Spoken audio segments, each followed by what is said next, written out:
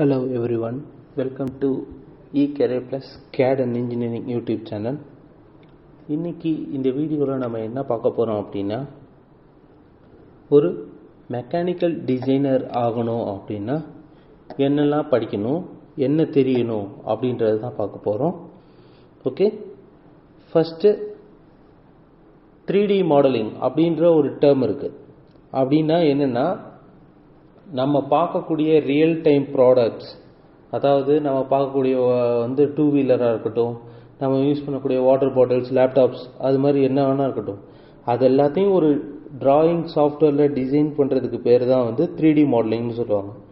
அதில் ரொம்ப ரொம்ப முக்கியமான சாஃப்ட்வேர் தான் என்னென்னா கிரியோ. ஓகே, இது ஒரு 3D மாடலிங் சாஃப்ட்வேர்னு சொல்லுவாங்க.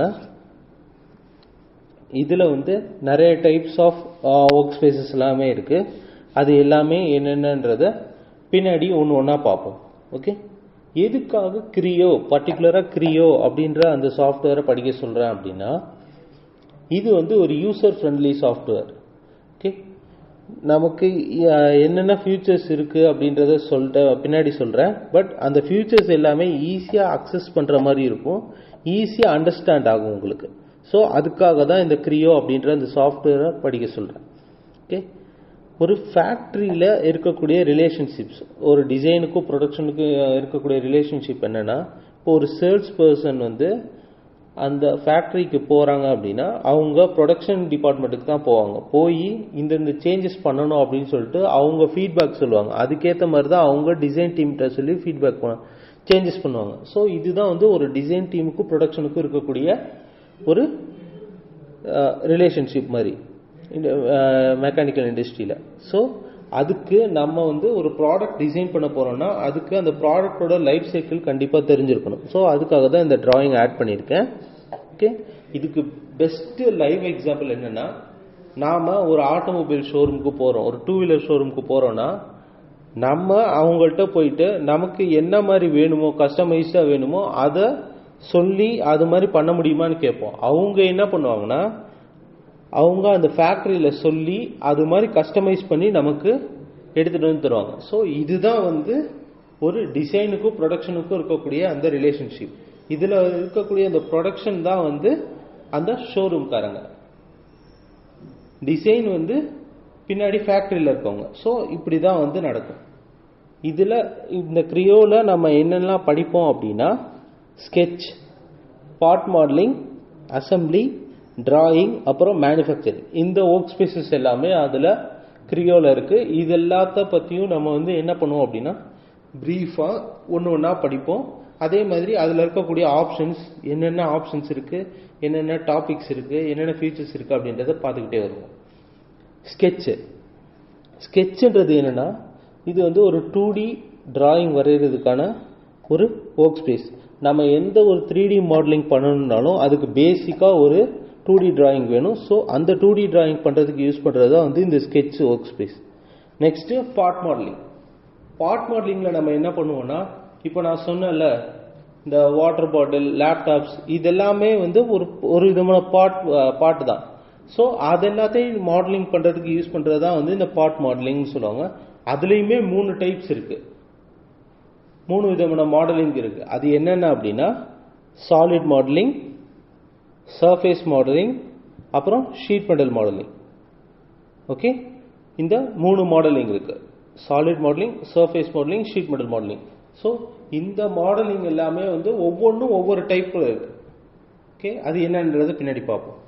சாலிட் மாடலிங்ன்றது என்னென்னா, இப்போ நம்ம கார் இன்ஜின் இருக்குல்ல, அந்த இன்ஜினுக்குள்ளே இருக்கக்கூடிய பார்ட்ஸ், பிஸ்டன் இருக்குல்ல, அந்த மாதிரி சாலிட் ஆப்ஜெக்டை மாடலிங் பண்ணுறதுக்கு யூஸ் பண்ணுறது தான் இந்த சாலிட் மாடலிங். ஸோ அந்த மாதிரி சாலிடான ப்ராடக்ட்ஸ் மட்டும் அதில் மாடலிங் பண்ணுவோம். சர்ஃபேஸ் மாடலிங்கில் என்னென்னா, நம்ம அதே கார் இருக்குல்ல, அந்த காரோட அவுட்டர் சர்ஃபேஸு, அதுக்கப்புறம் நம்ம யூஸ் பண்ணக்கூடிய வாட்டர் பாட்டில்ஸ், இந்த மாதிரி சர்ஃபேஸ் ரிலேட்டட் ஆப்ஜெக்ட்ஸ் எல்லாத்தையுமே மாடலிங் பண்ணுறதுக்கு இந்த சர்ஃபேஸ் மாடலிங் யூஸ் பண்ணுவோம். ஷீட் மெட்டல் மாடலிங்கில் என்ன பண்ணுவோம் அப்படின்னா, அதே காரோட டோர் இருக்குல்ல, டோரில் இருக்கக்கூடிய அந்த ஸ்டீல் பார்ட்டும் பிளாஸ்டிக் பார்ட் எல்லாமே ஷீட் மெட்டல் மாதிரி தின் லேயர் இருக்கும். ஸோ அந்த மாடலிங் பண்ணுறதுக்கு யூஸ் பண்ணுறது தான் sheet metal modelling. Okay, next assembly modelling.